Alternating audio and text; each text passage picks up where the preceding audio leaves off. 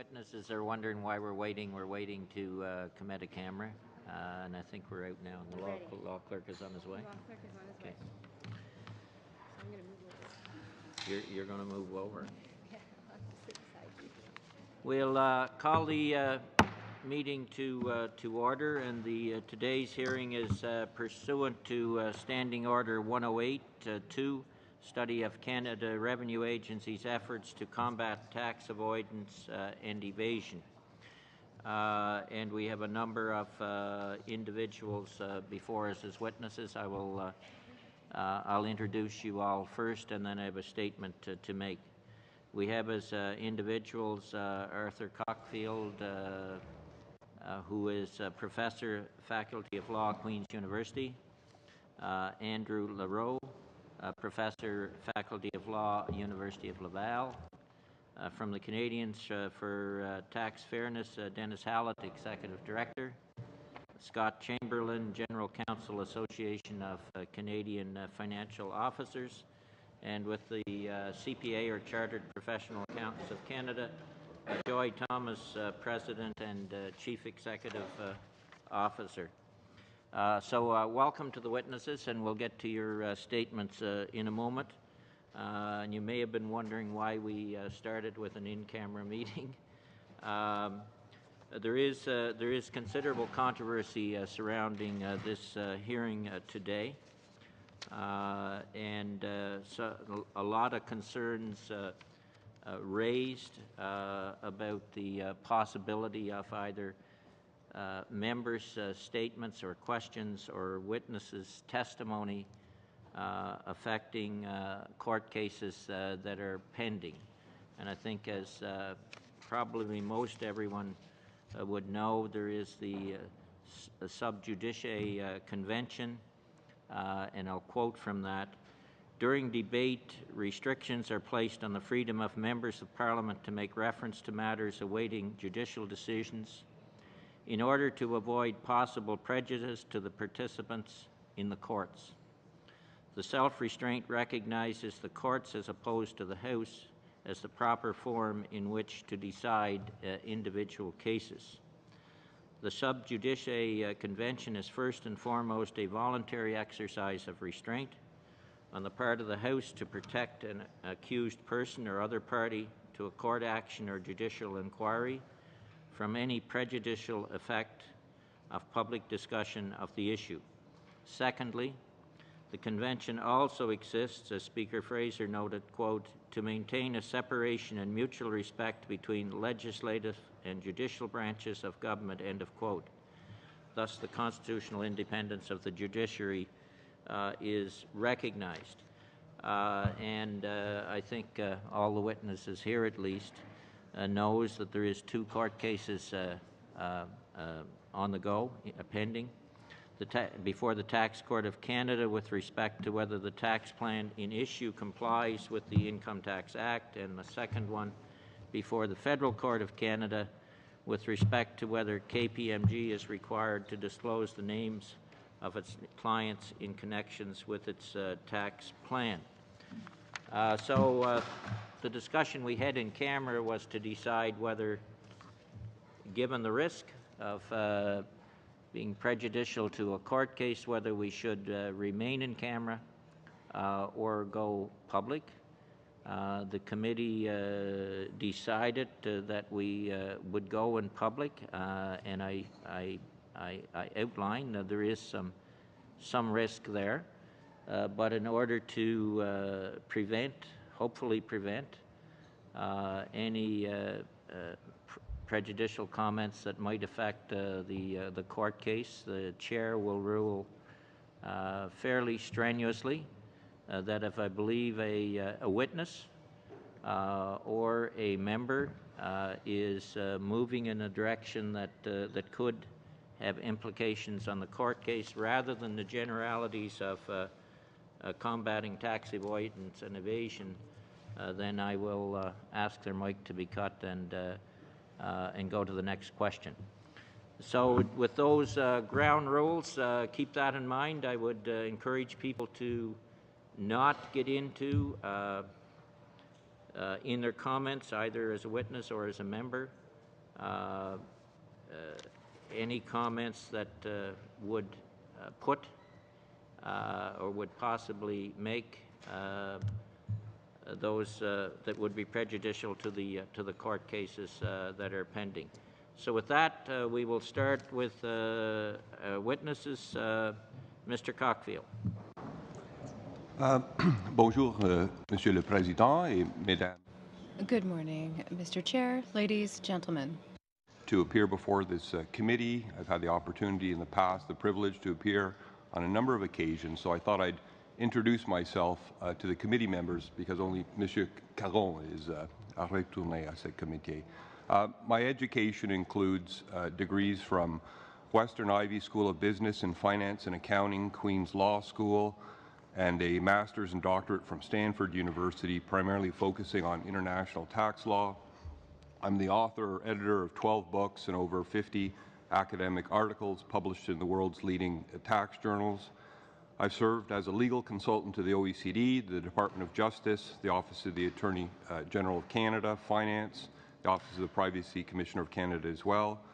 My most recent article that's relevant to this committee is entitled Big Data and Tax Haven Secrecy, published 2 months ago in Florida Tax Review, and it involves the first analysis of the first mega data leak obtained by the International Consortium for Investigative Journalists and made public in 2013. In fact, I'd been retained a year and a half prior by the CBC to assist the journalists with understanding that leak, and I've just published my research results.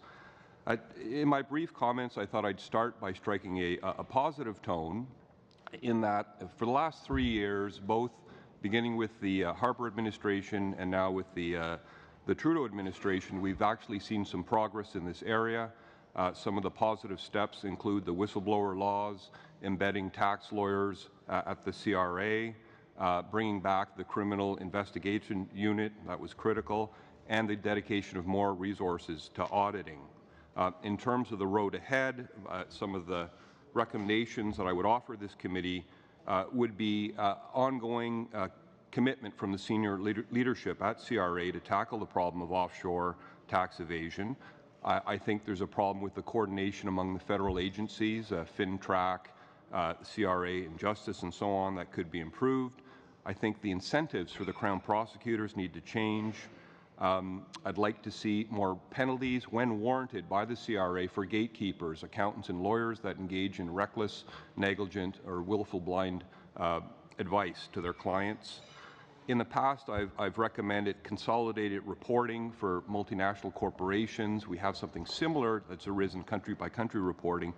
And I have technical recommendations, but I'll just mention one today, which is that meeting with FINTRAC recently, I only became aware that we have suspicious transaction reports that trigger FINTRAC's interest, but more important is that there's no law that triggers a suspicious activity report that gives a bank official the ability to report an activity. And U.S. prosecutors and prosecutors elsewhere have relied on these for successful pursuit of offshore tax evaders.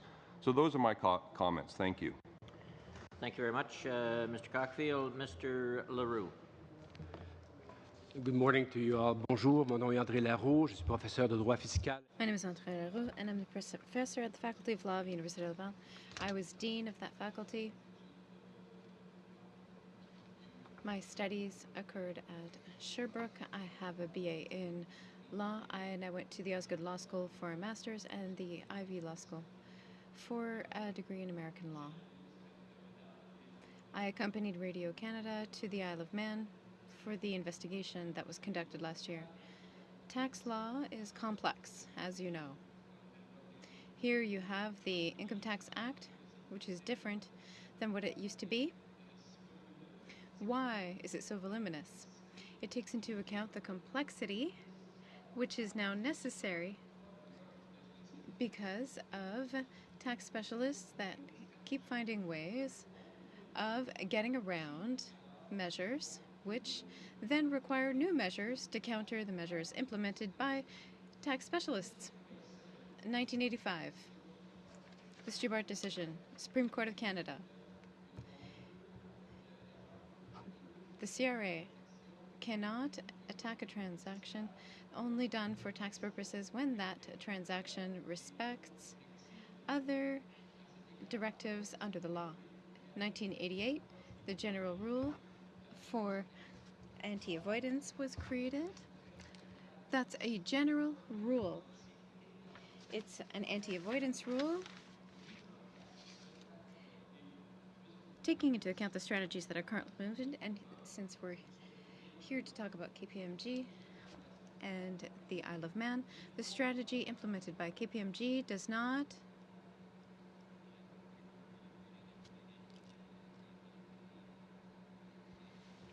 Let this be for the courts. If you want to talk in generalities of tax avoidance, that's fine, but I don't want to go down a path that's going to cause trouble. Mr. Chairman, well, I was invited to speak about KPMG, so my speech is, but anyway, I'll speak generally. If an accounting firm or if a firm, a tax firm, creates a scheme whereby a sum of money is owned eventually by an offshore corporation, and this money comes from initially a donator from Canada, and this money comes back here in Canada, well, this is not covered by GAR, donc ce n'est pas un montant qui est visé par la règle. That is not an amount that is covered by the anti-avoidance rule because it's not avoidance.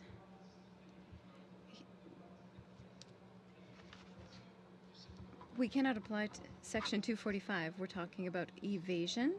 We're talking about a situation where one is attempting to cover transfers of money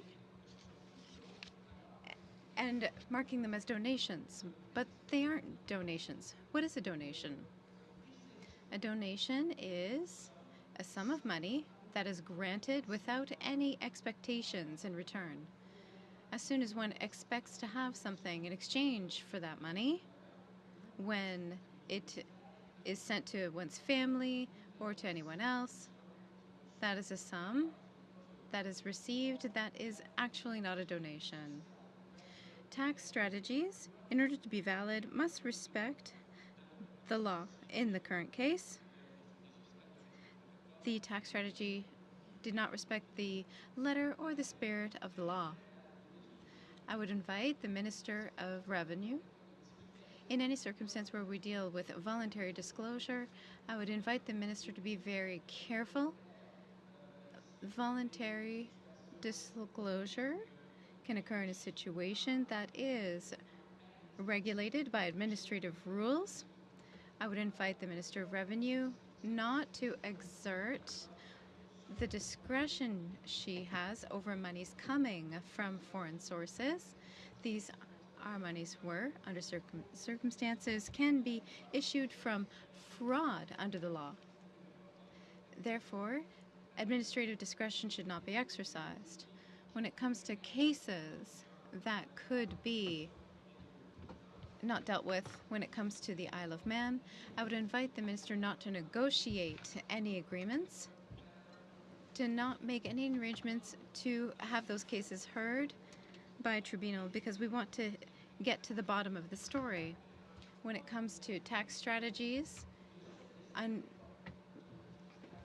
that are disguised as donations, tax strategies with donations can be done with asset freezes. We can freeze Canadian corporations' assets, whereas those companies' profits go abroad and they come back as a donation. The profit of a Canadian corporation comes back as a donation, and this has been documented. This is documentation that you already have. Thank you. Thank you very much, Mr. Leroux. Canadians for Tax Fairness, Mr. Hallett, the floor is yours. Yes, I'll start, and then my colleague Scott will complete our presentation. I'm very pleased that this committee is holding hearings on this matter, as I was involved. I was the recipient of an anonymous phone call in March of 2015 regarding a court case involving an accounting firm that was stalled in court. And I began an investigation, and I'd prefer if you didn't talk on individual cases, even if you don't name them, if you can be fairly general. Okay, well, that's what led to us being here today, and I'm pleased to be able to speak to the issues that arise. We all know that there is a lot of revenue that is lost, both to provincial and federal governments. In my brief to the Finance Committee in 2013, I estimated that losses annually were between $5.3 and $7.8 billion. Since then, there has been other investigators who have come to similar conclusions. One I'd mention is Gabriel Zucman in a recent book called The Hidden Wealth of Nations, who also concludes that there must be about $300 billion or 9% of total Canadian wealth which is held offshore. That is much higher than in the United States. The United States is only about 4%. So Canada is actually got a serious problem here. And individuals and corporations would not be able to use tax havens to hide their wealth without the encouragement and assistance of facilitators. The facilitators include banks, financial institutions, wealth management firms, law firms, and accounting firms. We need additional legislated controls to regulate this industry, and the government must be much more aggressive in going after facilitators. That's the best way, and in fact, would be far more effective than just additional auditors. Cut off the facilitators, you cut off more than half the business, and half the problem is solved. And I believe that there are very dedicated CRA staff. They have actually, with great difficulty, uncovered some serious cases of tax evasion, suspected tax evasion, only to find in many cases that their cases were not followed through by CRA management for whatever reason. We actually did a study called What's Wrong at the CRA and How to Fix It. I've given copies both in French and English to all members of the committee, and it was based on interviews with quite a few CRA auditors. And it's clear that some of them felt that there was political interference in cases being dropped where they felt there was a strong case to be made. So there really is a question about how the CRA management is pursuing some of these cases. Even, why would they go to a court case to try to get names of clients when they could serve a search warrant and get the information that way? We continue to call also for better protection for whistleblowers. Because of the media profile that I've achieved, I actually get a lot of people coming forward to me, and there are a lot more whistleblowers and cases that have been revealed to me, and I'm working with media and also with authorities to try to help them pursue those cases. The particular case that we're not supposed to refer to is only the tip of the iceberg. There is a lot more serious problems at stake, and the government has to do a lot more to get to the bottom of the problems of the CRA and take on the serious challenge of dealing with tax evasion and tax fraud related to tax havens. And Scott will continue our presentation.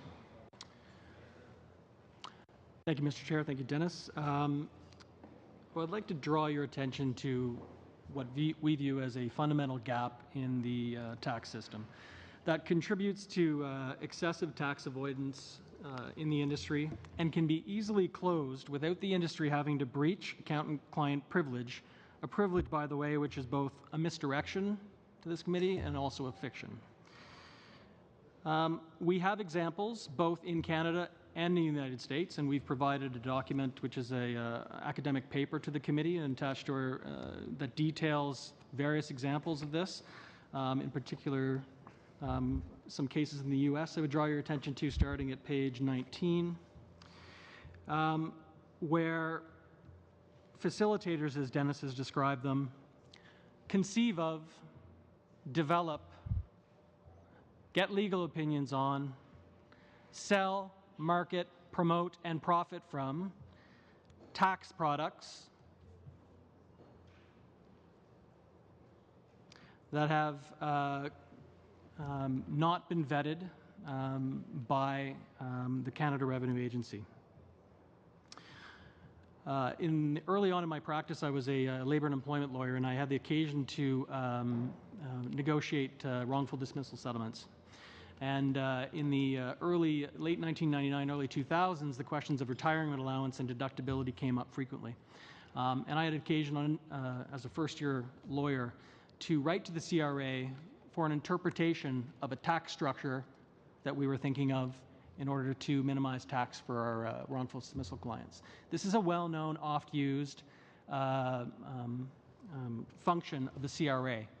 Any lawyer, any accounting firm can write the CRA and get an opinion as to the applicability of the tax laws to a plan. What we see is an industry that is not using this function. In the United States, this is an obligation under their legislation to register all tax products. Again, I can refer you to the same paper that makes reference to that law, but also the U.S. Senate Standing Committee had a report on this as well that describes it, that would require all tax products to be so registered and vetted prior to being implemented. Essentially, Canadians for Tax Fairness believes that it's time to prioritize the public interest over the cloud of secrecy and the confidentiality in the tax industry. And we have a number of suggestions, recommendations that are included in our submissions to you today, and I'll just briefly go through them. The first is that the government should consider legislating a duty on lawyers and accountants under the Income Tax Act to report suspected avoidance and evasion and to register all tax products. These aren't novel. The first, registering tax products, is already in place in the United States, and the duty to report tax evasion and aggressive avoidance is already in place in the UK under the 2002 Proceeds of Crime Act. Every lawyer, every accountant in the UK who suspects aggressive tax avoidance or evasion has a duty to report that to the Revenue Agency, and a duty not to advise their client they have done so. That's punishable by a jail term up to 14 years. We think in terms of registering, this could be CRA or an independent body of the tax court charged with giving these interpretations. We'd like to see an independent study of tax avoidance evasion investigations initiated by CRA called to ascertain the rates of penalties imposed, interest applied, rates of settlements reached, and convictions secured by the amount of tax in dispute. Because recent surveys in the press, even just yesterday, Canadians believe that there's one set of rules for the rich and there's one set of rules for the poor. We'd like to see the investigations that have been completed, how many lead to convictions when it's lesser amounts of money as opposed to higher amounts of money based on those criteria. Third, we'd like you to introduce a Stop Corporate Tax Dodging Bill, building on MP Mary Rankin's previously introduced private members bill, the Economic Substance Bill. 4, we'd like to see criminal investigations called in appropriate circumstances. 5, we think this committee should call on the Office of Conflict, Interest and Ethics Commissioner of Canada to investigate the highly unusual hospitality practices of senior CRA executives.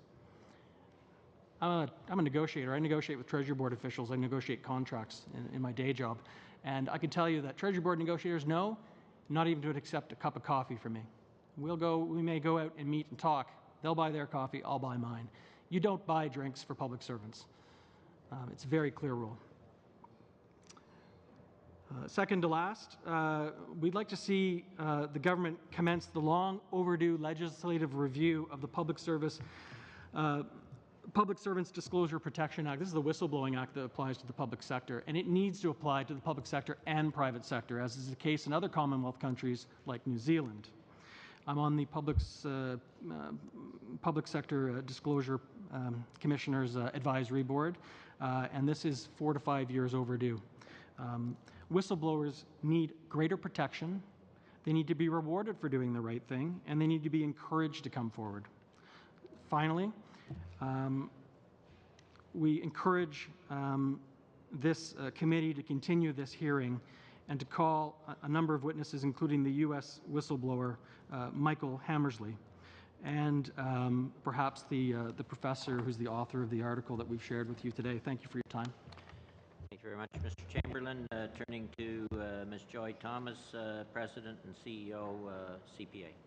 Ms. Thomas, the floor is yours. Thank you. Thank you, and good morning, Mr. Chair, members of the committee. Thank you for inviting CPA Canada to participate in today's hearing. My name is Joy Thomas. I am a chartered professional accountant, and effective April 1st, 2016, I became the President and CEO of CPA Canada. CPA Canada is the national professional body representing more than 200,000 Canadian CPAs. Our responsibilities include the development of the CPA education program as well as continuing professional development programs. CPA Canada also supports Canada's internationally respected independent standard-setting process and provides guidance to support high-quality corporate reporting and business practices in Canada and globally. And we do this in the public interest. CPA Canada was created in 2013 as part of the nationwide unification of Canada's provincially regulated CAs, CMAs, and CGAs. In the spirit of collaboration, we created one profession carrying one designation, Chartered Professional Accountant. I'm here today in that spirit of collaboration. At home and abroad, we have a long record of working constructively with those who develop the programs and the policies that are essential economic, social, and competitive tools for all governments.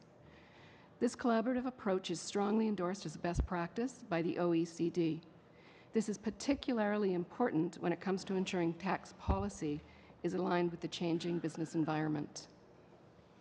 Examples of our collaboration include our representation on many government panels and committees, such as the Advisory Panel on Canada's System of International Taxation, the Minister's Underground Economy Advisory Committee, the CPA Canada Framework Agreement to help Canada maintain a world-class tax system, and Finance Canada's Public-Private Sector Advisory Committee on Anti-Money Laundering, Anti-Terrorist Financing. These are just a few examples of how we have collaborated with the government to implement tax reforms and to combat tax evasion and other illegal practices. Our position on tax evasion has always been clear, and it was set out in a 2013 white paper. Tax evasion is illegal.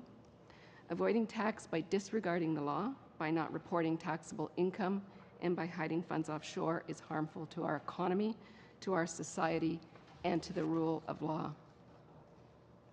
At the same time, taxpayers have always been entitled to plan their affairs to reduce the tax they owe, provided the steps taken comply with the law.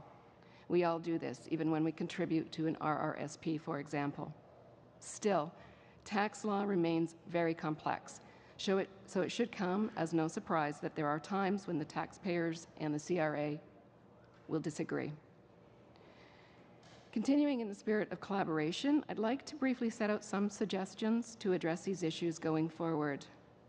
First, income tax law is extremely complex. Simplifying the act needs to be on the agenda.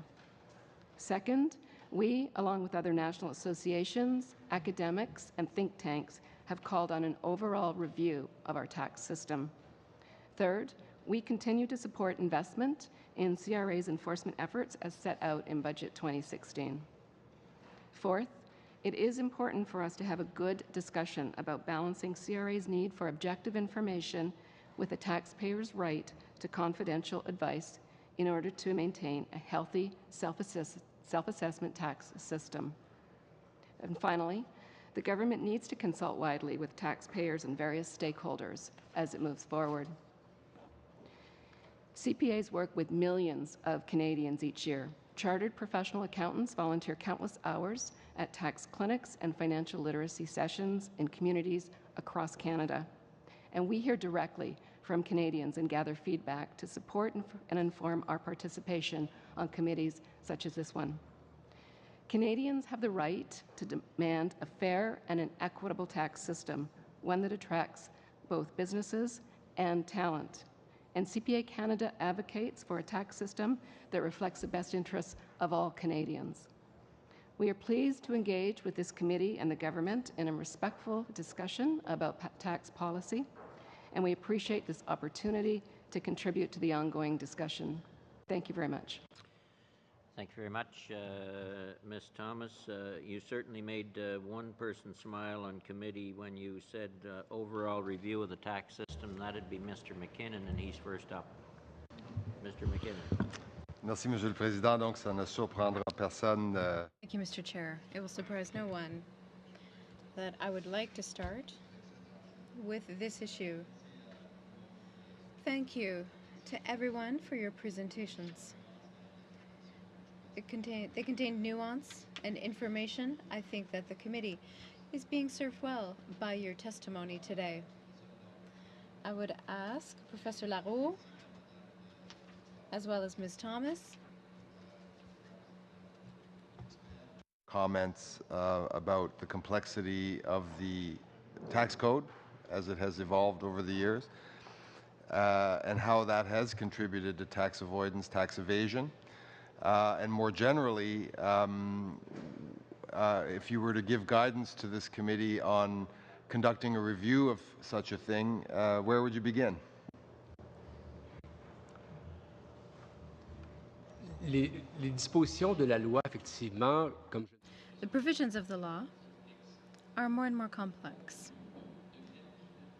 Given the skills of certain firms, which will use a great deal of imagination to develop more and more complex strategies. Some of these strategies are valid. We can talk about tax optimization. Other strategies really get to the limit between the spirit and the letter of the law. At that point, we would be talking about tax avoidance, and avoidance would be sanctioned by a tribunal when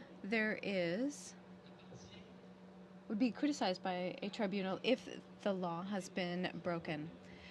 However, it must be demonstrated that that line has been crossed. That burden of proof, however, is very heavy. It is complex. That's why I am not convinced that the General Anti-Avoidance Rule, as of 1988, was the solution, because we created an additional burden for the Revenue Agency. Under other circumstances, in other situations, there are tax experts who are less careful, cut corners, and start heading towards tax evasion. One cannot counter with the Income Tax Act every single tax avoidance strategy. We can specify in the law that certain things cannot be done, but we can't specify them all.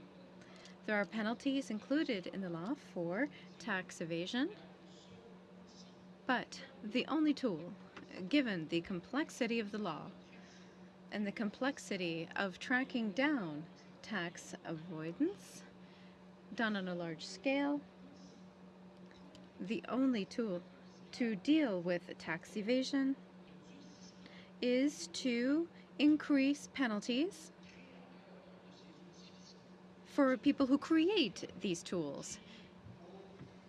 It is not the clients who created the tax strategy in most circumstances. I'm not talking just about concealing money in an account in the Bahamas. We're talking about complex tax strategies where screens are set up, where there's nominee directors where there are people who are behind smoke screens, the creators of those tax strategies, the only way that they're going to understand that they've gone beyond the allowed limits is to deprive them of their freedom. Prison should be seriously considered.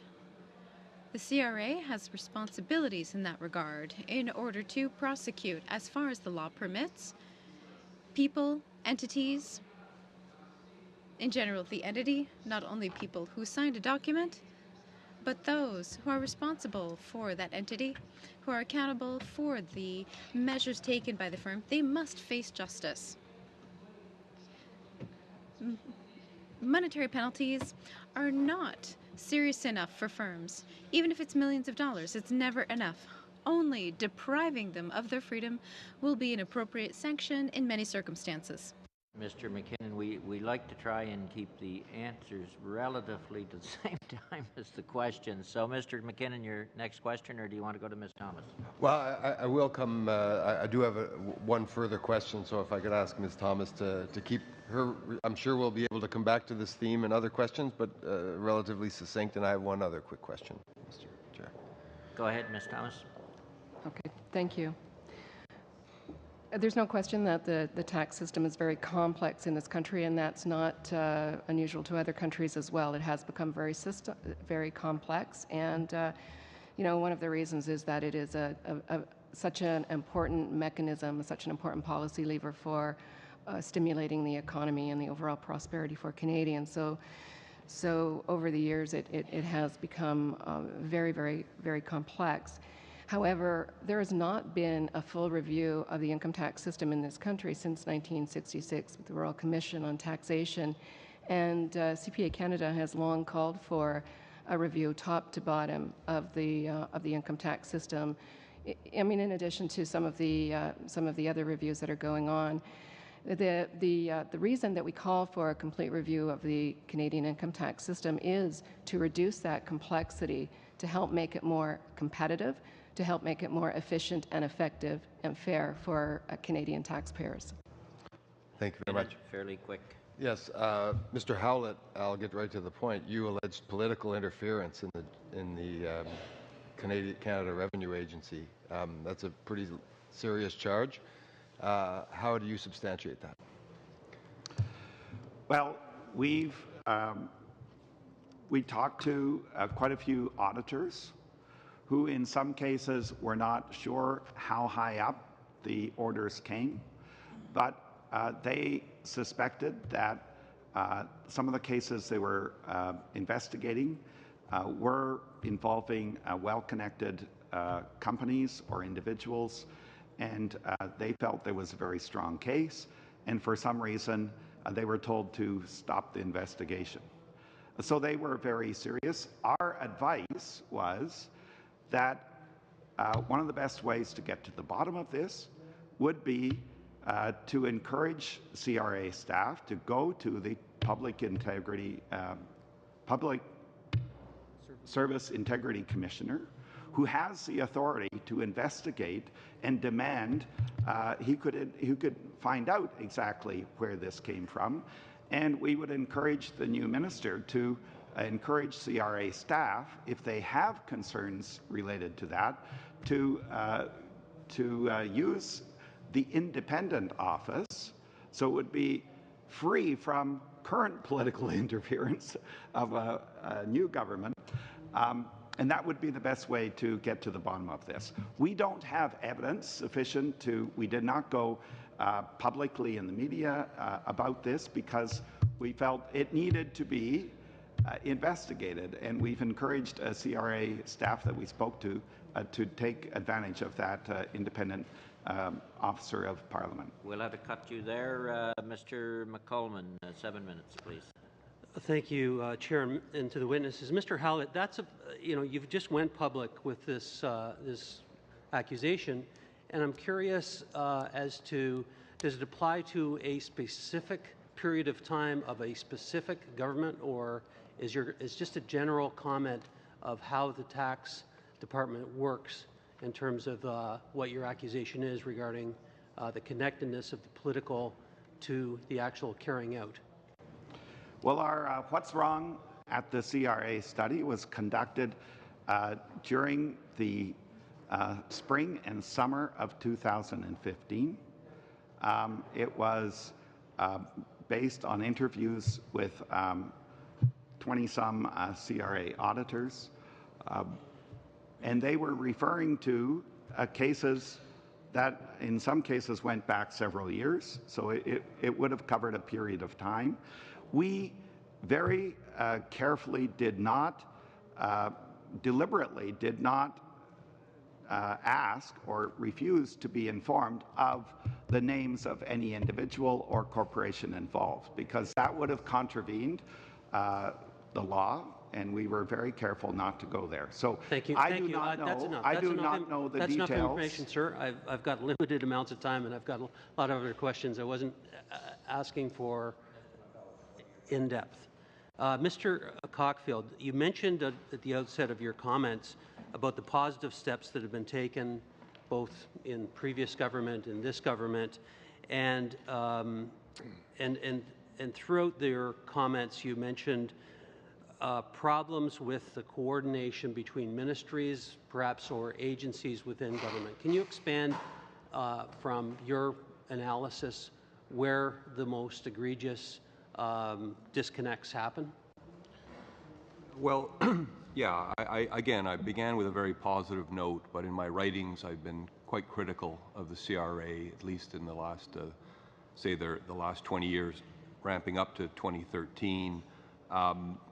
One of the problems was revealed in the Liechtenstein leak that came from 2007, where there were over 100 Canadian taxpayers with undisclosed offshore accounts in this European tax haven. There was a 6-year audit by the CRA of these taxpayers.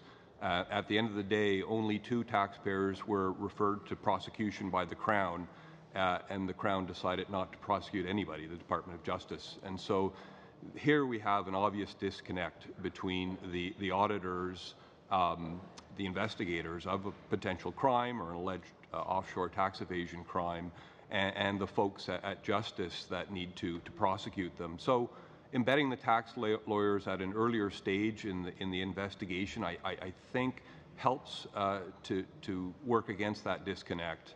In other cases, we've got FinTrack that's absolutely swamped with these suspicious transaction reports. They really get hundreds of thousands of them. It's not clear to me, sometimes in the research community, we call this problem the drinking at the fire hose problem. They're just overwhelmed with information. It's not clear to me they're particularly well coordinated with the CRA to pursue offshore tax cheats. And then finally, the RCMP, our federal police force, really has virtually no resources at all to investigate white-collar crime. They're primarily looking at cigarette smuggling, often via India reserves in terms of cross-border financial crime. That's clearly an important file. But we really don't have a federal police force that can assist the CRA abroad and within Canada in pursuing these criminals. Okay. I think recently there was a news report, I think it was Maclean's, I'm not sure, that said in the last period of the last government there was $1.57 billion recouped because of the initiatives taken. And I wonder on issues such as the offshore tax informant program, whether or not you're in favor of that program and other such programs moving forward.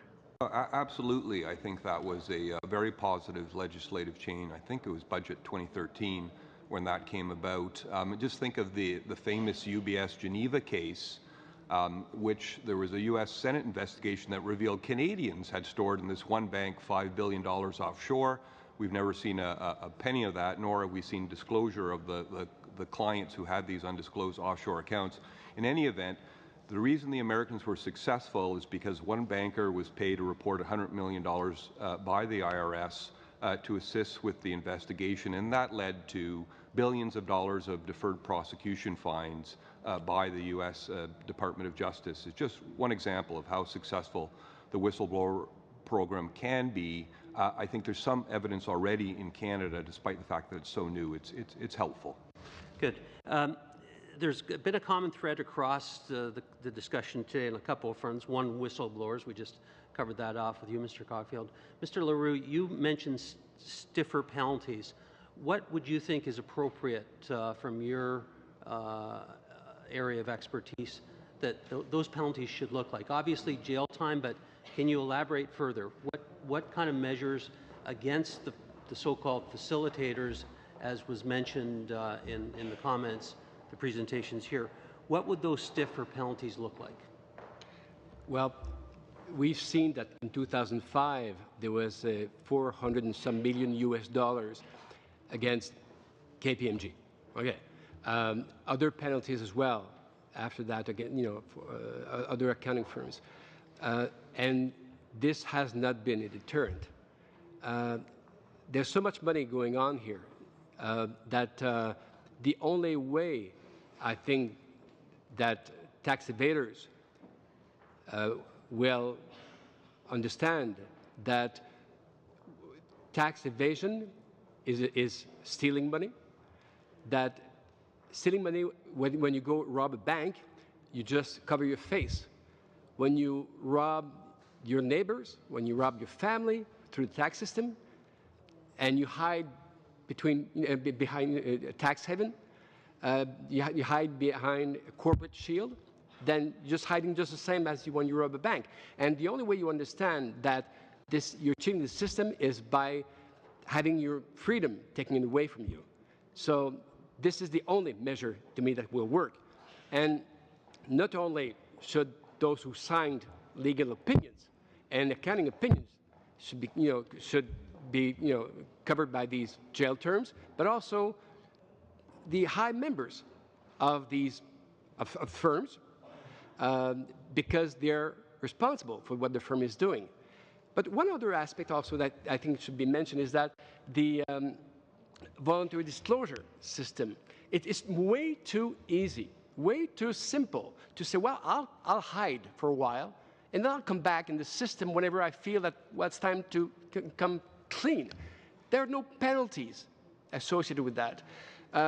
If you compare with other countries, where they have windows of opportunity to you come clean, you have a month, 3 months to come clean usually. Otherwise, you have very stiff penalties. Well, in the States now, you have permanent system, but in the UBS time in 2009, you had like a 3-month time to come clean. And you have penalties for that. And stiffer penalties, whereas here, you can complete at any time you want. There are no penalties. Why? So what sort of message does that send to other people? We'll have to cut you there. We're well over. Mr. Caron, Mr. Ducel, you're splitting, I understand, Mr. Ducel. Merci, Monsieur le Président. Je vais partager mon temps avec... Yes, Mr. Chair, I'm going to share my time with Mr. Caron. My first question, and I have a few, would be for Ms. Thomas. When it comes to punishments, disciplinary measures that could be used against members of your professional association, in general, when tax planning contravenes the Income Tax Act, are there disciplinary measures that are imposed against members of your profession when a court of justice has declared that the aggressive tax planning system was considered to be tax avoidance? Clarify, CPA Canada is not a regulatory body. The regulation of the accounting profession, like all professions in Canada, is through provincial legislation. Having said that, the provincial regulators for the accounting profession take their accountability to the public very, very seriously. And we have codes of professional conduct across the country that are harmonized and meet or exceed the codes of professional conduct that are put out through the International Ethics Accounting Standards Board of the International Federation of Accountants. So we have very high best practices in terms of codes of conduct. Now, within those codes of conduct, it lays out very clearly that illegal practices are not acceptable, and there is a disciplinary process It begins with a complaints inquiry process, a investigation, and finally a disciplinary process. There are a number of sanctions that are available to the provincial regulators in that regard, including monetary fines as well as expulsion from the profession. Merci pour votre réponse. Maintenant, Monsieur Cockfield. Thank you for your answer. Mr. Cockfield, I have a question for you. When it comes to your expertise in the field, how often are agreements signed with taxpayers who helps them avoid penalties and interest? Are you familiar with those types of agreements? Have you often observed those agreements concluded throughout your career, secret agreements signed with taxpayers to avoid penalties and interests, when it's relatively obvious for the CRA that it's a matter of breaking the tax law? Merci, monsieur. What I would say is that there are thousands of settled cases between CRA and taxpayers each year. I don't know any data offhand concerning that. In terms of aggressive offshore tax avoidance / tax evasion, again, I don't have any data, but it's not unusual for the government to enter into a confidential agreement with a taxpayer. It's kind of like a guilty plea for an accused person. I think 95% of individuals who are accused of breaking criminal laws in our country go for a guilty plea. Now, there is a public forum where the judgment's rendered, but for the most part, the public doesn't follow that. Again, some newspapers publish it. So yes, this is a par for the course entering into these sorts of settlements. One can query whether the settlement is too lenient. That's a whole other different kettle of fish. Thank you. Merci. Et maintenant, peut-être Monsieur Larreau pour un commentaire également. Thank you. I have a comment. In general, if I make a donation in 2016, if I get rid of all my possessions and all of my right to control those funds, if I give them away to a business outside of the country, and afterwards, I can no longer control what happens to that money, but I receive a donation in return later, for example, 5 years later, from a foreign business. In 2016, is that something that would be considered a donation and not income by the CRA? Je ne sais pas la position que prend. I don't know what position the CRA would take. All I can say, or a court as well, what I can say is that a donation is seated. There has to be the intention to give. Under the law, one cannot give and receive. One cannot give and receive or be sure or almost sure that one will receive something in exchange. Donation means that one is seeding the good that is being given. If a donation is made and part of it or all of it is returned, my perception is that it is not a donation. Thank you. There's also the matter of the intention of receiving a donation. And now I will give the floor to Mr. Caron. Première question, lorsque... Thank you. My first question. As a taxpayer, if someone makes a mistake in their declaration and the CRA can find it, when we have large mechanisms like what we're talking about, sometimes money is returned without penalty.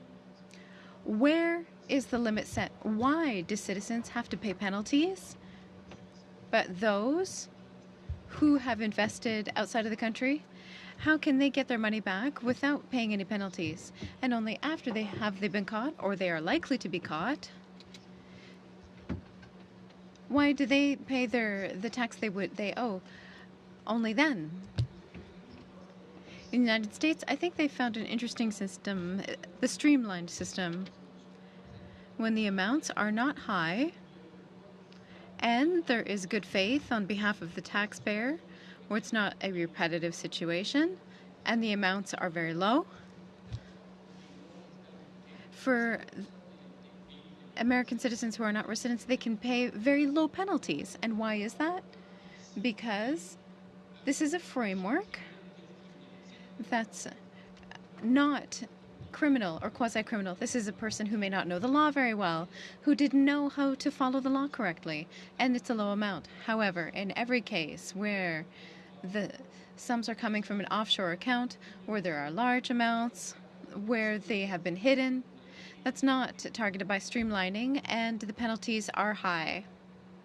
You there, Ms. O'Connell. Thank you, Mr. Chair. Thank you all for coming.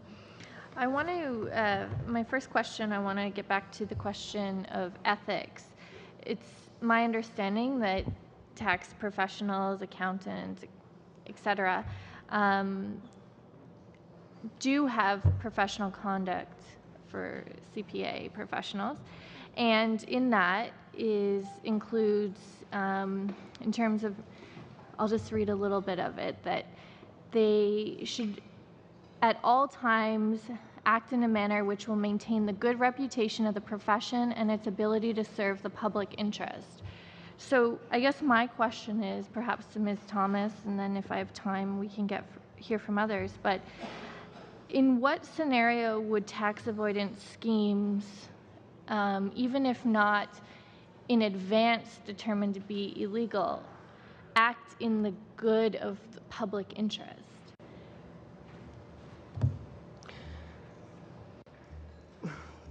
I can't really get into the specifics of, I'm not quite sure how to respond directly to that question because I don't know what the specifics of the situation would be. I think that what has to occur in all circumstances is through the complaints inquiry process and the investigation, the facts of the situation have to be laid out. You know, part of our challenge here is that this tax law is so complex, and determining what is acceptable and unacceptable tax planning can be a challenge. So in any case like that, there would have to be an investigation to determine if it did err on the side of bad judgment, and there needed to be some sanctions put to it. But we have to get back fundamentally to the root cause of all of this, which is that we are dealing with a system that continues to grow and grow in complexity, that is international in scope, and it really does. We really do need to think about a full review. We need to think about how we are entering this dialogue between CRA and the taxpayers and the tax preparers to make sure that taxpayers and tax preparers fully understand and can interpret some of this very complex law. Thank you. And perhaps building on that, Mr. Cockfield, if you can, it seems to me, and not being a CPA or a lawyer, but it seems to me that even the professional standards, it's only applied after, a scheme, let's say, is deemed illegal. But when you get into the law of it, and I think of, and this might be somewhat of a silly example, but exaggerated, but if you look at criminal code, for example, and you look at, an egregious offense, let's say assault or murder, it doesn't specify all the ways that somebody would have to murder somebody for it to be deemed illegal. It's the end result and the spirit of the law. But again, without having the background from the testimony I'm hearing and everything we're talking about, it seems like here's the letter of the tax law, and anything not in black and white, perhaps all these loopholes can be created. Why is it, or why does it seem that tax law is an absolute to the letter of the law, and if all these examples of schemes or loopholes are not explicitly laid out, why is the spirit of the law and the outcome weighted differently than, again, my perhaps exaggerated example, but in other areas of criminal law? Yeah, tax law is interesting from in how one is supposed to interpret it. All of this goes back to an old English case called Duke of Westminster, where the House of Lords told us we could govern our affairs as we saw fit to avoid taxes as long as we comply with the letter of the law. This has created a lot of problems in Canadian jurisprudence over the next 100 years. Professor Laureau mentioned that we tried to change things in the late 80s by introducing a general anti-avoidance rule, a GAR, that said, no, not just the letter of the law matters, but also the spirit. You can't abuse the Income Tax Act. So it is tricky, but having said that, within the Income Tax Act, there are a host of different penalties for advisors who engage in reckless, negligent, or willfully blind behavior. And so that's one, as I mentioned at the outset, one way to attack the problem is to pursue those penalties against the advisors. We've heard that the CPAs are regulated. Of course, lawyers in this crowd would know that we're also a self-regulatory body. I publish a book on legal ethics that annotates all the dozens of cases every year where the Law Society of Upper Canada sanctions lawyers. So there's sanctions there as well. But the more obvious ones are in the Income Tax Act, as Professor Lareau also mentioned. There's big whoppers, right? You can go after the advisors like the Department of Justice did with the KPMT tax shelters of a decade ago and fine them $450 million. That was a much larger scale tax shelter called BLIPS, Bond Linked Issue Premium Structure and related structures. So it was a very different thing, but we do see that that's possible to discourage reckless behavior. And I'm not, of course, commenting on the KPMT case. Thank you. And if I have time for one more,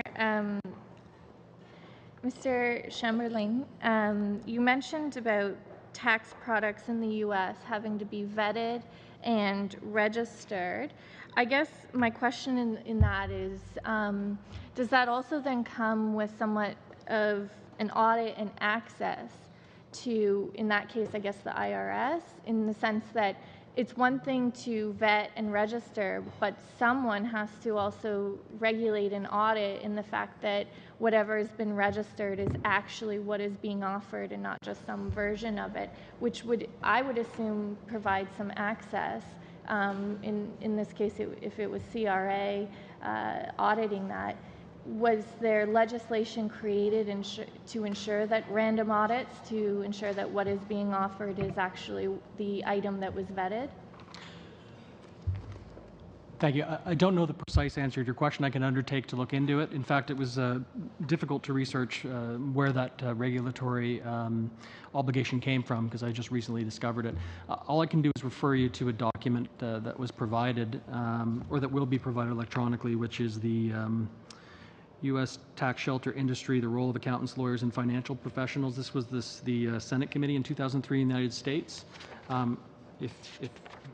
If it's all right, I can read you a short passage which is somewhat telling of this problem, or direct you to it. I would actually just draw your attention to page 13, where it details both the requirement and the reality that large accounting firms chose not to register, knowing that was a breach of the law, and did so in a calculated way.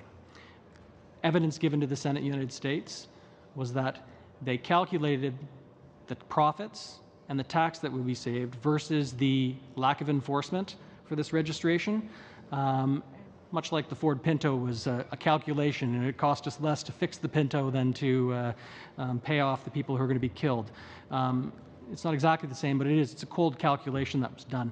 But I would say, further to your first question, regarding the self-regulated professions, I spent 8 to 10 hours looking through all the reported cases since 1987. They're online.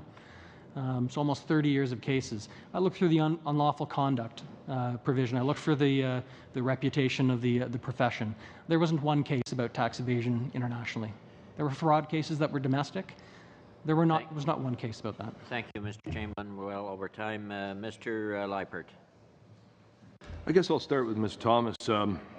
First of all, this whole area of taxes is something that is complicated, and I always like to look at things the way I think the majority of my constituents would look at it. Really, the only issue they want is to not pay, is to ensure that they don't pay more taxes than they're required to come tax time. Is there a difference between tax avoidance and tax evasion?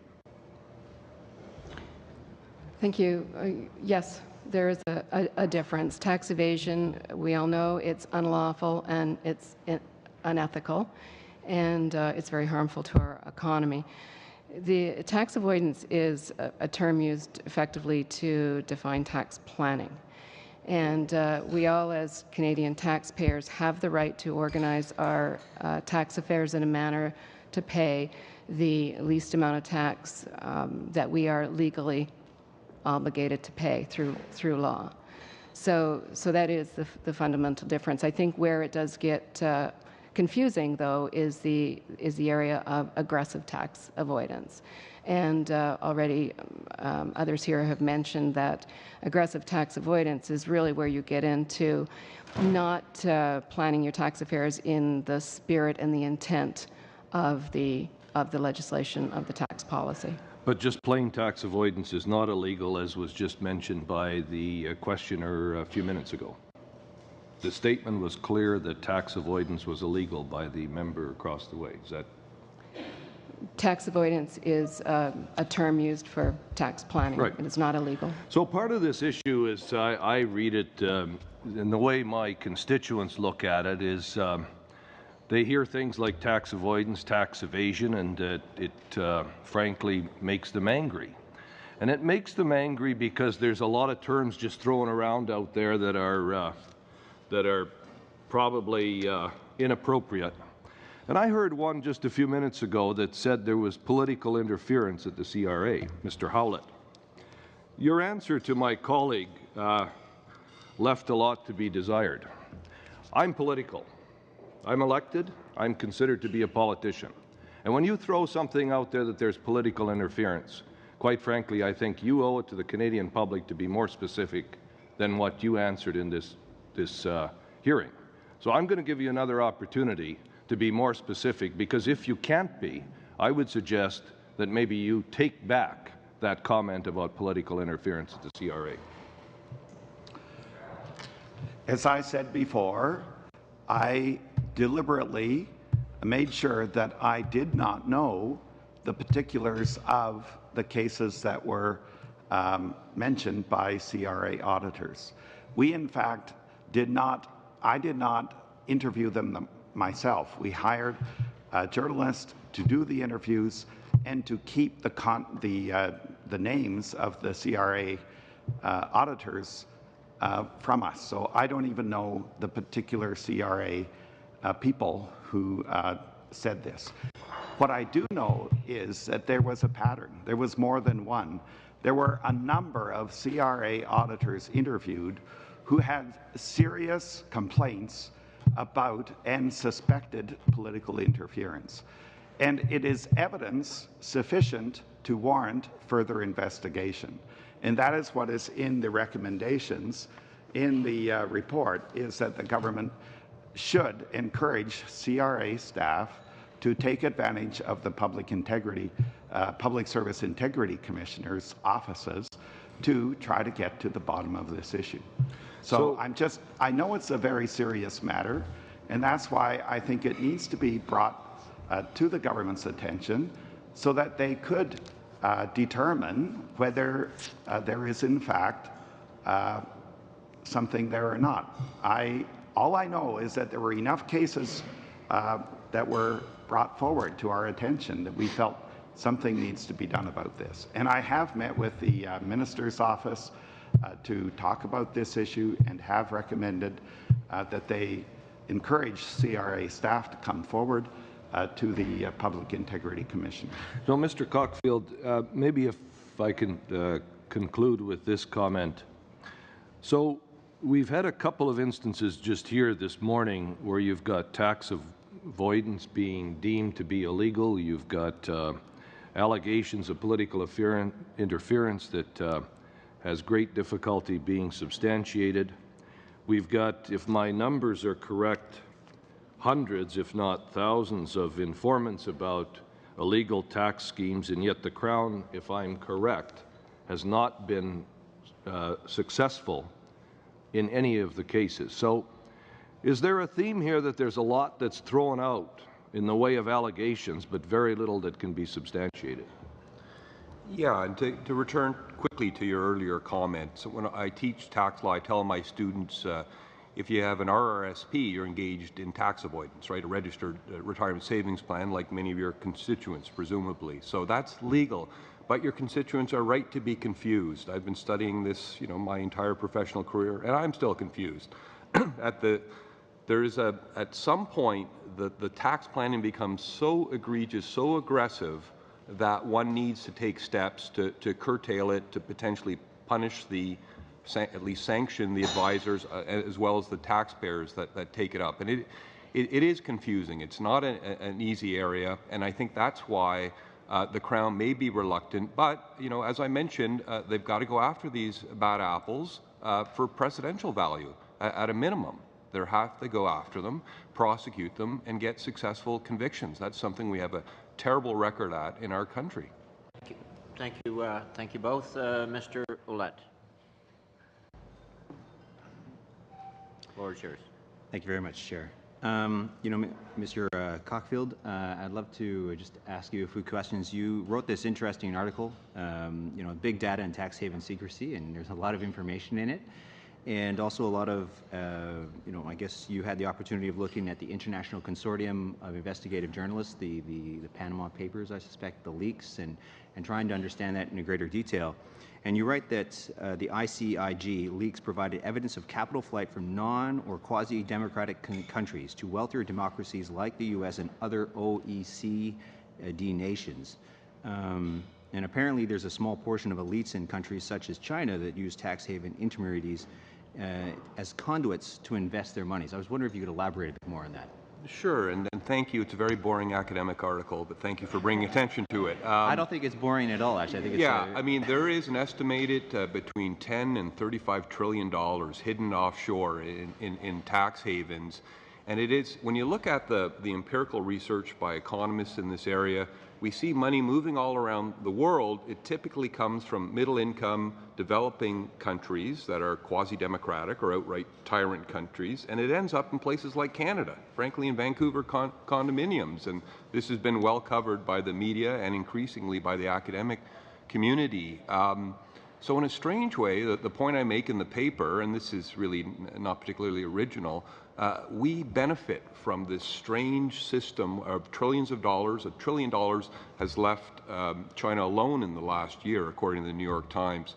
We are beneficiaries of this system, and I think our legal regime is indirectly encouraging it. So, for instance, the Panama Papers leak revealed that the Panamanian law firm was recommending Canada as a good place to base your ultimate investment, because our laws don't necessarily reveal the beneficial owners of these investments. And of course, if you're coming from a rough place and you're investing in Canada, you don't want your home government to find out about it. And because of this phenomena, Canada, again, has benefited. So, you've also highlighted that a country can exhibit tax haven behavior even if it has a high income tax rates, and you're looking at the United States. And so many OECD countries serve as a form of tax haven because they do not disclose tax or financial information. They have very tight secrecy laws about sharing information of clientele. And this often encourages, I guess, a lot of this tax evasion and allows crime. And you even, in your article, highlight the potential for terrorism, the financing of terrorism. That's a more recent concern, is that tax haven conduits are being used to facilitate terrorist financing. I'm working on a paper. I've got a grant with Christian Laprout, and we're putting together, again, some research in that area. But the traditional concerns are offshore tax evasion, international money laundering, and yes, I do believe that countries like Canada, we're not quite as egregious as the Americans, using Delaware limited liability companies that completely mask and anonymize the non-resident investor. We're not quite that far, but our laws could be changed to prevent this, and yet it's almost understandable. We like the inward foreign direct investment and portfolio investment. It's benefiting our economy, frankly. And so that serves as a disincentive, as I discuss in my research. I was interested in talking about the whistleblower legislation. In some jurisdictions, whistleblower legislation, actually you can receive a benefit payment, for if you squeal someone out, shall we say. Do you think it's high enough here in Canada?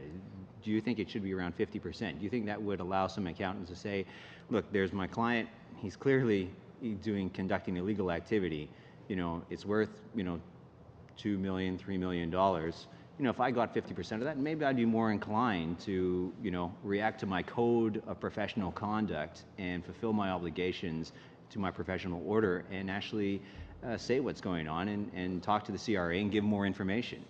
Well, I think the answer is clear. For lawyers, that would be unconstitutional in our country to require lawyers to rat on their clients. And we have a case last year. Not clients, but, professional financial advisors. Well, again, it's all within it would be contrary to our rules of professional obligation to reveal confidential information. There was a case last year, Law Society versus the Queen, where again, it was held to be unconstitutional to require lawyers to report to FINTRAC in some circumstances, some client information. Accountants, there's more leeway to regulate them, but I think most accountants would be very reluctant to go down this road. I think our whistleblower program, again, is a good idea. Maybe it ought to be tweaked. It's still kind of too new to see whether it will bear fruit, but I absolutely think it's a step in the positive step. Thank you both. Mr. Nader. Chair, to Mr. Hallett, your study that you conducted, you mentioned conducted about 20 or so interviews with CRA auditors. How were those auditors selected? We, in some cases, found auditors who had recently retired and so were freer to talk. And we had auditors refer others to them.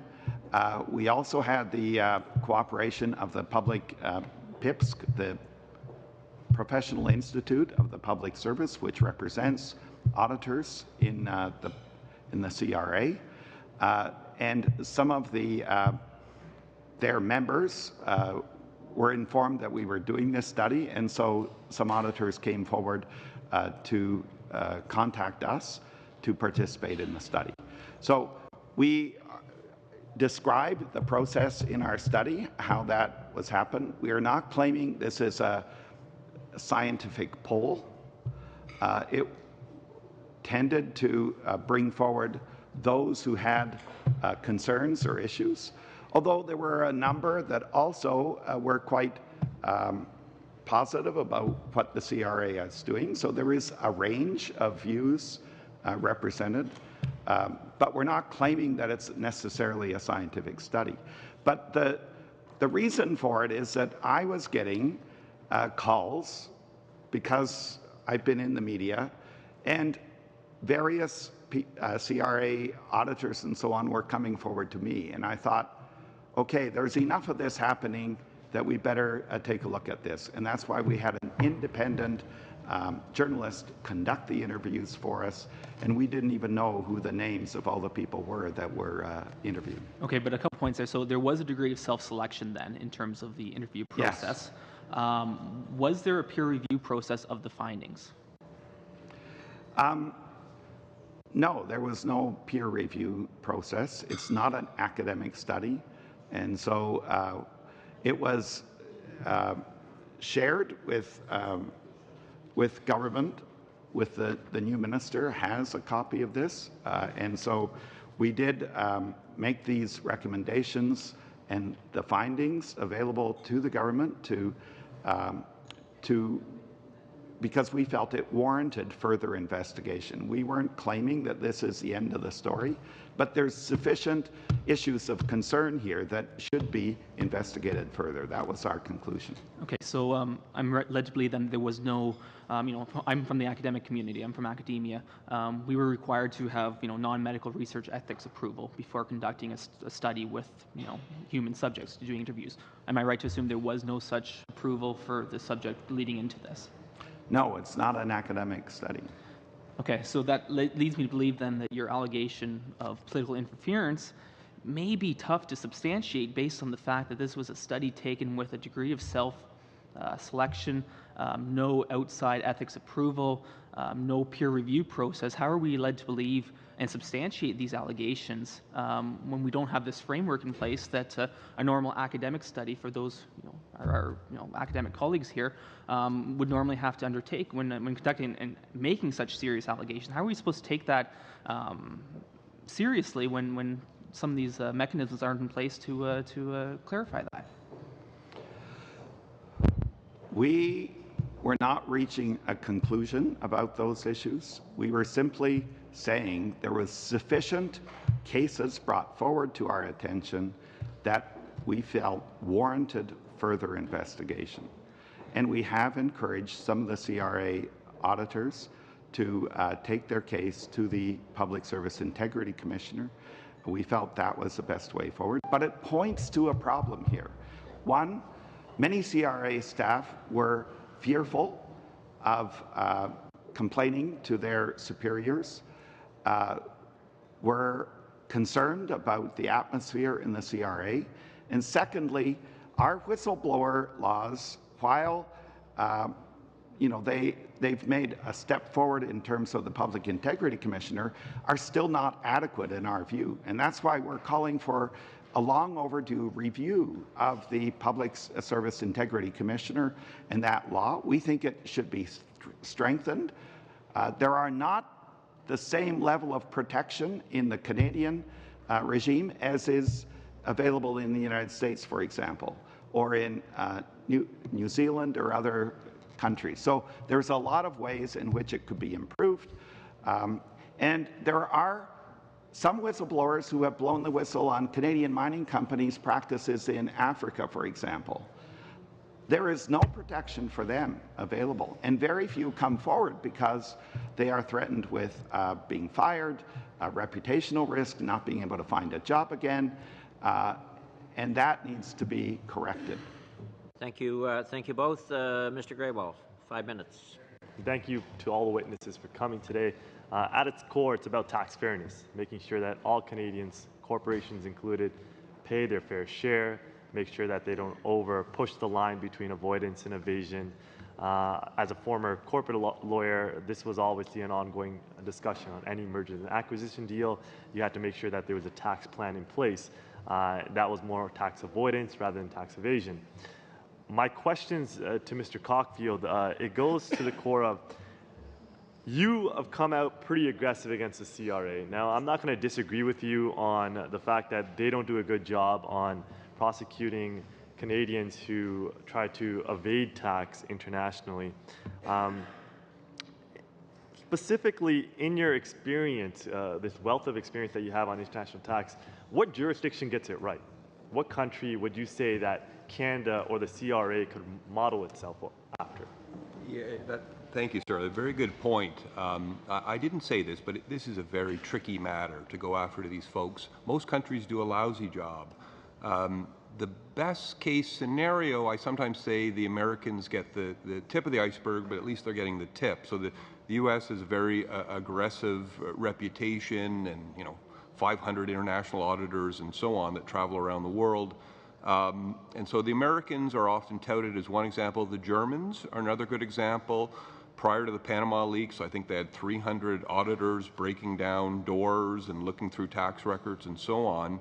And then finally, the Australian Taxation Office, the ATO, has a terrific reputation in terms of innovative policies for offshore tax cheats. And we've adopted a similar risk assessment system in our country to the Australians. But those are the three examples that I think we ought to take a careful look at. Yeah, in your terms, in your experience, are those tax agencies more well-funded than the CRA? Like the CRA went through a lot of cuts. Now our government's made a pledge to invest in its resources. When the CRA was here, they said that that's going to do a very good job. I can't remember the number, but for every dollar invested, X percentage is given back, and it's usually higher than $1.50 or $2. So in your experience, is the German officials, is the U.S. officials more well-funded and more resources than Canada has for the CRA? Yeah, I'm not aware of any concrete information. My sense is the Americans traditionally were much more funded, and they, again, have this vast army of DEA, ICE, Customs, FBI, and so on that assist with tracking down tax cheats and international money launderers.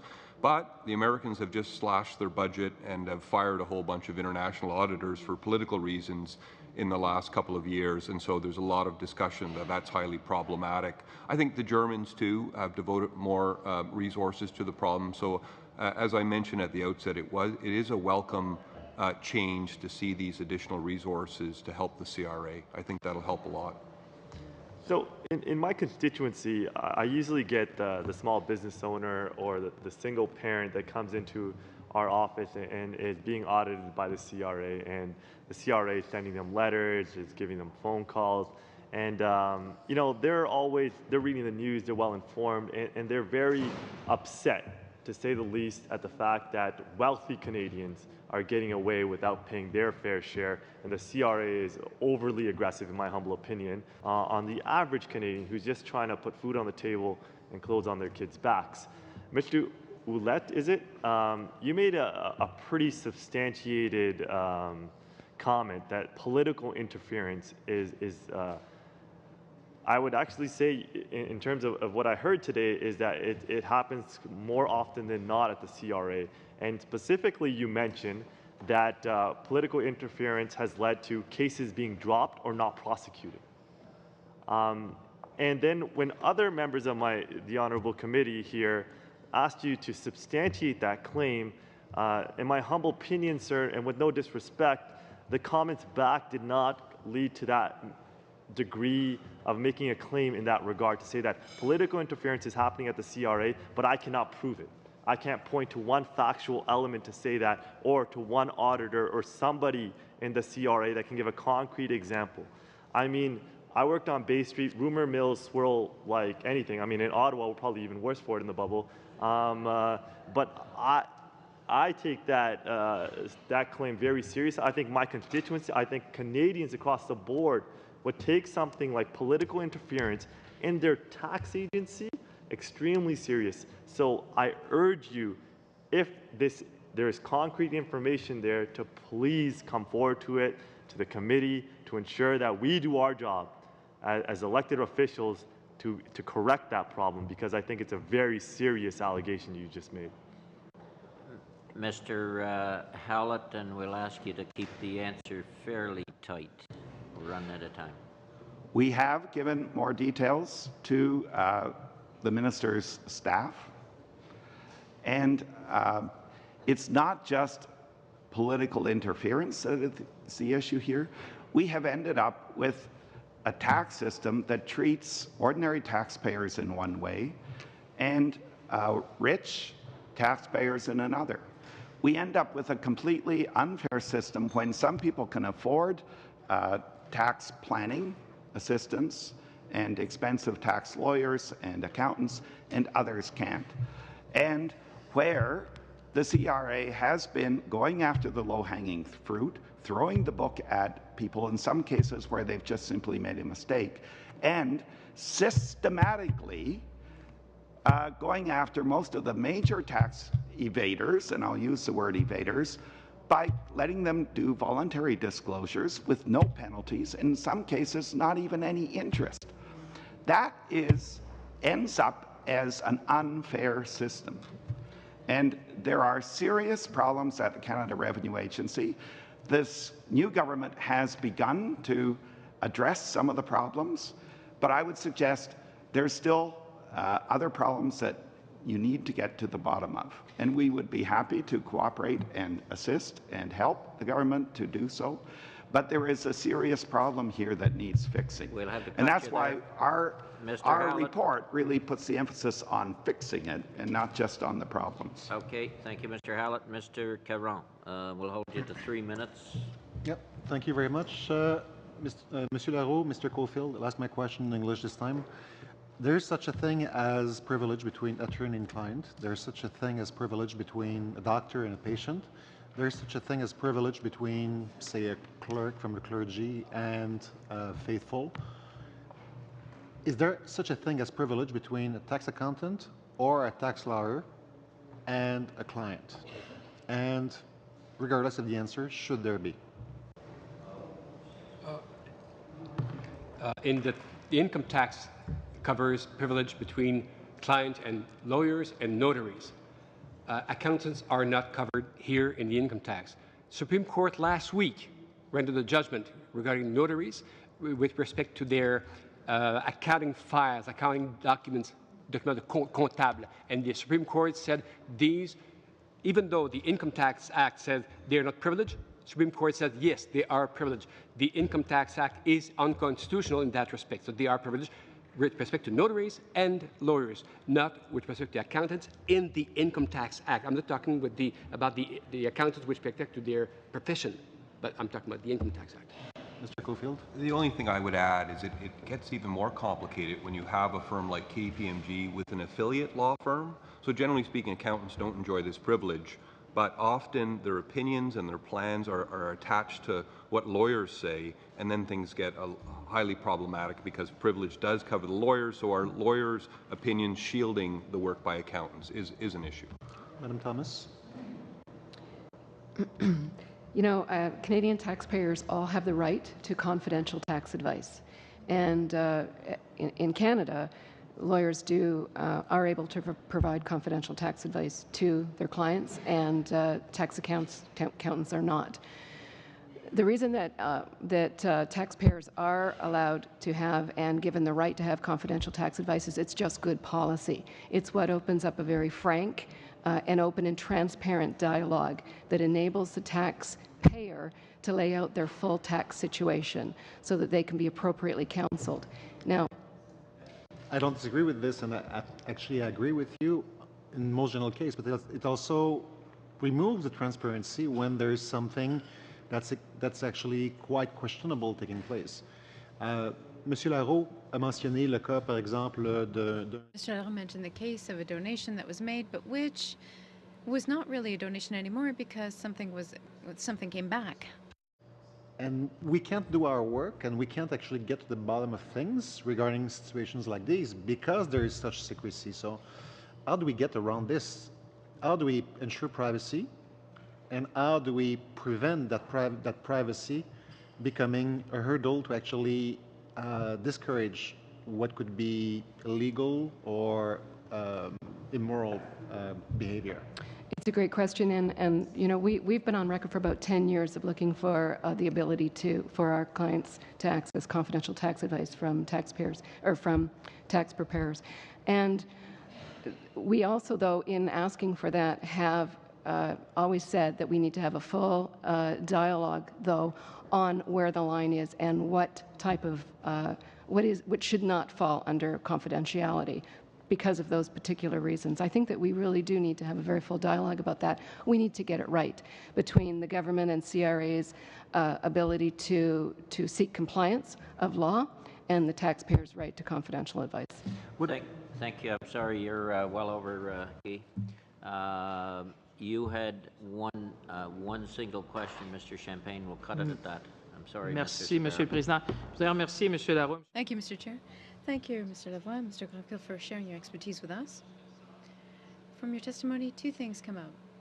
First of all, the complexity of tax evasion, and in the last federal budget, $444 million were granted to the CRA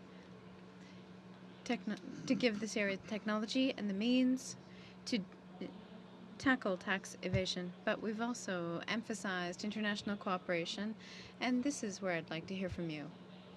What are the best international practices in matters of cooperation, as we know that tax evasion is a worldwide phenomenon? What could Canada consider to fight effectively against tax evasion, knowing, as you said, Mr. Leroux, Mr. Cockfield, how quickly things evolve, how fast things move, how complex the different tax regimes are? Because I thought it was a short question. Okay. Can somebody give us a 20-second answer? Try very quickly that I think the most important effort that Canada is participating is the OECD's Common Reporting Standard for the automatic exchange of cross-border tax information. With that, I have one thing to do with the committee, and then I'll thank the witnesses. committee members have received a letter dated June 4th from legal counsel Mr. Jamel. I think you all know the letter I'm referring to. Is it okay to make that a letter public? I can't see any problem. Okay. Then with that, I certainly want to thank all the witnesses and the members as well for trying to stay within the parameters that we needed to in this hearing. So we thank you for your information and coming forward today. Meeting adjourned.